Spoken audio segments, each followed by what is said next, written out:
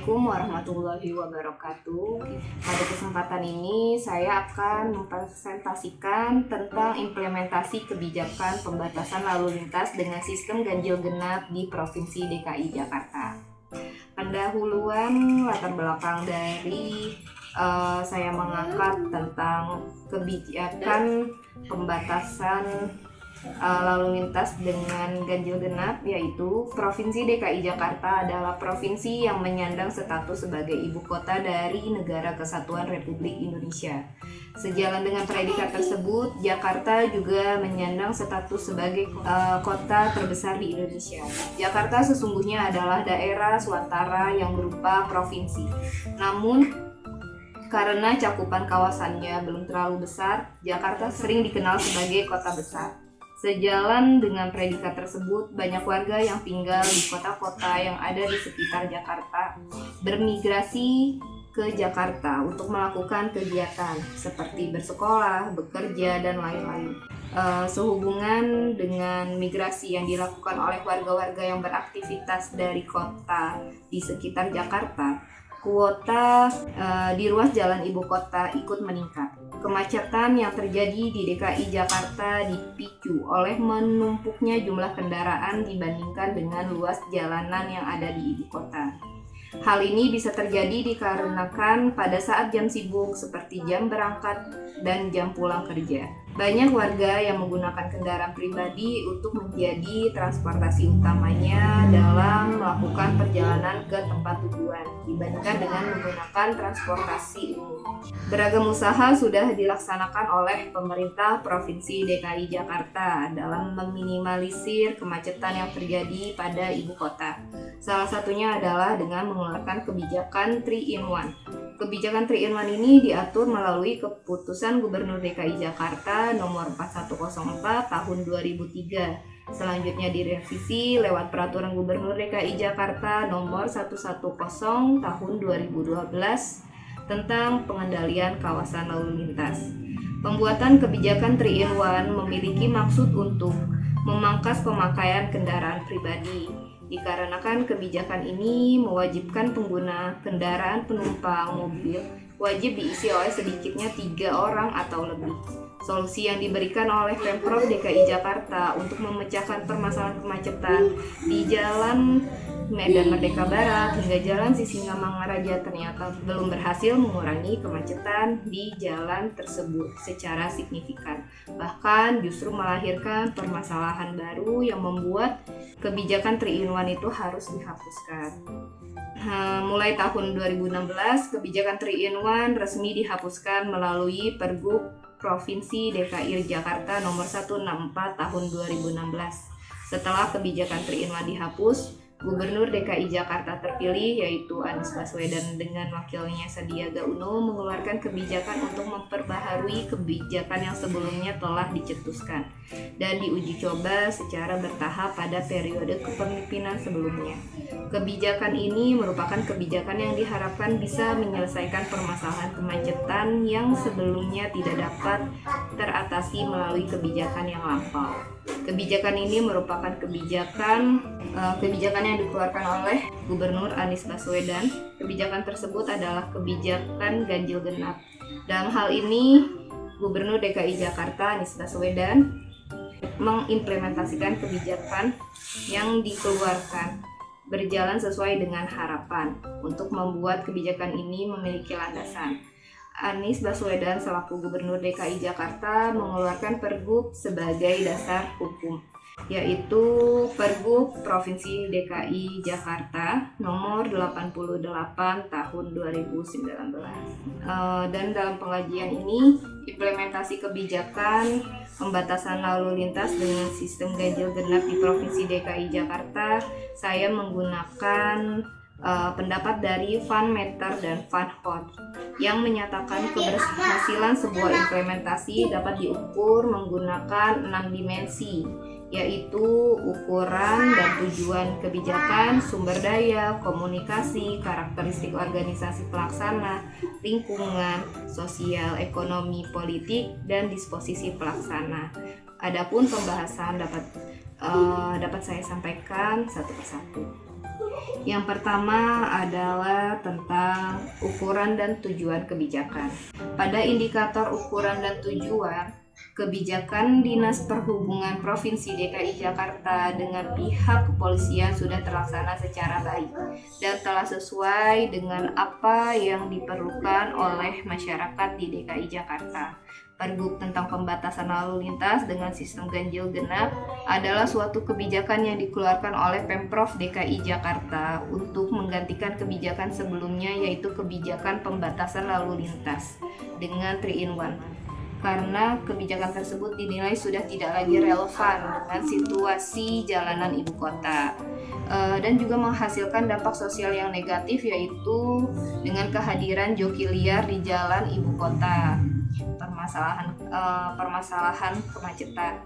Kebijakan pembatasan lalu lintas dengan sistem ganjil genap ini memiliki payung hukum yang menjadi dasar pemberlakuannya, yaitu dengan Pergub Provinsi DKI Jakarta yang diawali dengan nomor 164 dan mengalami perubahan menjadi 155 tahun 2018 dan mengalami perubahan lagi menjadi nomor 88 tahun 2019, di mana perubahan yang terjadi pada pergub ini dilakukan oleh Bapak Anies Baswedan sebagai Gubernur DKI Jakarta. Dalam menentukan keputusan untuk memilih pembatasan lalu lintas dengan sistem ganjil genap ini sebagai kebijakan yang ditetapkan untuk mengatasi kemacetan, pemerintah Provinsi DKI Jakarta menjadikan beberapa dasar hukum sebagai media untuk menimbang, yakni Undang-Undang Nomor 29 Tahun 2007 tentang Pemprov DKI Jakarta sebagai Ibu Kota Negara Republik Indonesia, Undang-Undang 22 Tahun 2009 tentang lalu lintas dan angkutan jalan, Undang-Undang 23 Tahun 2014 tentang pemerintah daerah, Peraturan Pemerintah Nomor 32 Tahun 2011 tentang manajemen dan rekayasa analisis dampak, serta manajemen kebutuhan lalu lintas, serta Peraturan Daerah Nomor 5 Tahun 2014 tentang transportasi. Kebijakan pembatasan lalu lintas dengan sistem ganjil genap ini hanya menargetkan pengendara yang mengendarai kendaraan pribadi beroda 4 yang melintas ruas jalan seperti Jalan Sudirman, Jalan MH Tamrin, serta Jalan Gatot Subroto yang merupakan jalan-jalan dengan tingkat volume kendaraan yang tinggi. Tujuan dari kebijakan ini di dalam implementasinya sudah jelas, yaitu untuk menghapuskan kehadiran dari joki-joki liar dan tentu mengurangi kemacetan. Kebijakan ini dinilai sudah cukup efektif jika dilihat dari hilangnya joki-joki liar. Namun jika dilihat dari tingkat efektivitasnya sudah cukup efektif jika dilihat dari hilangnya joki-joki liar. Namun jika dilihat dari tingkat keefektifan mengurai kemacetannya, kebijakan ini masih dapat dikatakan berubah-ubah karena terkadang bisa efektif tetapi terkadang tidak. Hal ini sesuai dengan apa yang masyarakat rasakan. Masyarakat menilai menjadi semakin parah terutama ketika sedang musim hujan. Jumlah mobil yang melintas akan semakin lebih banyak di jalan. Selanjutnya, untuk perpindahan kemacetan ke ruas-ruas jalan yang tidak diterapkan pembatasan lalu lintas dengan ganjil genap seperti Jalan Rasuna Said atau jalan-jalan yang berada di seputar kawasan ganjil genap ini juga merupakan dampak dari penerapan kebijakan ganjil genap. Sumber daya.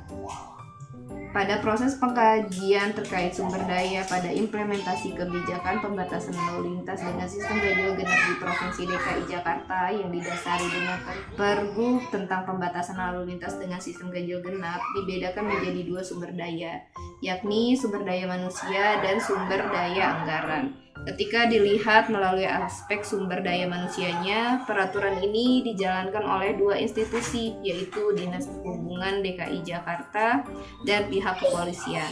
Pada proses implementasinya, Dinas Perhubungan dan pihak kepolisian melaksanakan pengawasan dan penjagaan di titik lokasi yang telah ditentukan, yaitu Bundaran HI, Sarinah, Patung Kuda, dan di Simpang Kuningan, dan titik lokasi lainnya. Dinas Perhubungan Provinsi DKI Jakarta menempatkan 2 petugas di setiap titik lokasi yang menjadi lokasi pengawasan, dan pihak kepolisian juga menempatkan 3 petugas di setiap titik lokasi yang menjadi lokasi pengawasan. Penjagaan dan pengawasan yang dilaksanakan oleh personil petugas yang bertugas di lapangan bertujuan untuk memperhatikan seluruh kendaraan yang melintasi ruas jalan tersebut.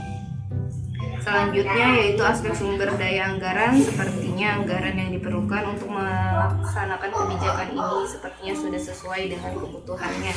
Dapat kita perhatikan melalui keberadaan rambu-rambu, ditemukan adanya rambu-rambu pemberitahuan yang ada di sepanjang persimpangan ruas jalan menuju ganjil genap, serta tidak ditemukannya adanya anggaran khusus yang diberikan kepada personil petugas karena untuk penetapan lokasi dan jumlah petugas yang bertugas telah diatur pada kerjasama dari Dinas Perhubungan Provinsi DKI Jakarta dengan pihak kepolisian.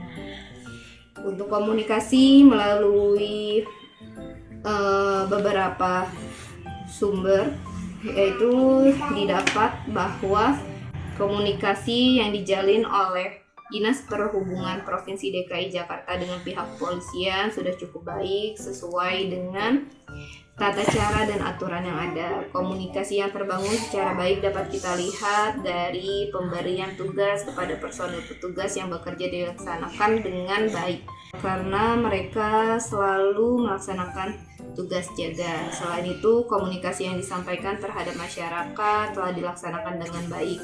Hal ini dapat diperhatikan mulai dari personil petugas yang melakukan sosialisasi peraturan tentang pembatasan lalu lintas dengan sistem ganjil genap kepada masyarakat. Kemudian dengan adanya rambu-rambu pemberitahuan tentang pembatasan lalu lintas ganjil genap di sekitar kawasan ganjil genap.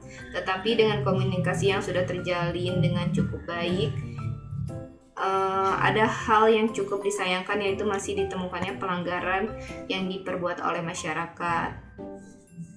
Dan yang keempat adalah karakteristik organisasi pelaksana. Dalam implementasi kebijakan, ketika kita ingin mendapatkan hasil implementasi yang baik dari suatu kebijakan, kita membutuhkan karakteristik yang baik dari pelaksana. Dalam implementasi kebijakan pembatasan lalu lintas dengan sistem ganjil genap yang dasarnya adalah Pergub, karakteristik dari badan pelaksana telah menjalankan tugas sesuai dengan standar prosedur untuk menjalankan tugas. Apabila ditemukan pengendara yang melakukan pelanggaran, pengendara tersebut akan mendapatkan denda sesuai dengan undang-undang yang mengatur, dan juga petugas yang berada di lapangan akan mengarahkan masyarakat yang ingin melintas namun menggunakan kendaraan dengan plat motor yang tidak sesuai dengan tanggal, baik itu ganjil maupun genap, untuk melewati jalur-jalur alternatif yang ada sehingga mereka terhindar dari potensi untuk melanggar aturan. Yang kelima adalah lingkungan sosial, ekonomi, dan politik. Melalui sumber dapat disimpulkan tentang bagaimana indikator dari keadaan sosial, keadaan ekonomi, serta keadaan politik yang ditimbulkan oleh diterapkannya peraturan gubernur tentang pembatasan lalu lintas dengan sistem ganjil genap di Provinsi DKI Jakarta. Hal pertama adalah di aspek sosial. Dampaknya sangat dirasakan karena joki-joki liar yang ada bisa dihapus keberadaannya. Joki-joki liar ini memiliki pengaruh negatif kepada lingkungan dikarenakan joki ini mengambil kesempatan dari kekurangan yang ada di kebijakan pembatasan lalu lintas dengan 3-in-1. Selanjutnya pada aspek ekonomi, ini merupakan hal yang sifatnya subjektif dikarenakan masing-masing orang mempunyai pendapatnya sendiri, seperti supir taksi baik online maupun tidak, supir taksi tersebut merasa mendapatkan keuntungan. Untuk disposisi yang keenam adalah disposisi pelaksana. Disposisi pelaksana yaitu indikator disposisi pelaksana dalam implementasi kebijakan pembatasan lalu lintas dengan sistem ganjil genap diatur dengan Pergub, dapat dikatakan sudah dilakukan dengan baik terkait dengan tanggung jawab untuk kemampuan dari para pelaksana pada saat menjalankan program dalam peraturan gubernur tentang kebijakan ganjil genap. Sekian dari saya, mohon maaf apabila ada kekurangan. Wassalamualaikum warahmatullahi wabarakatuh.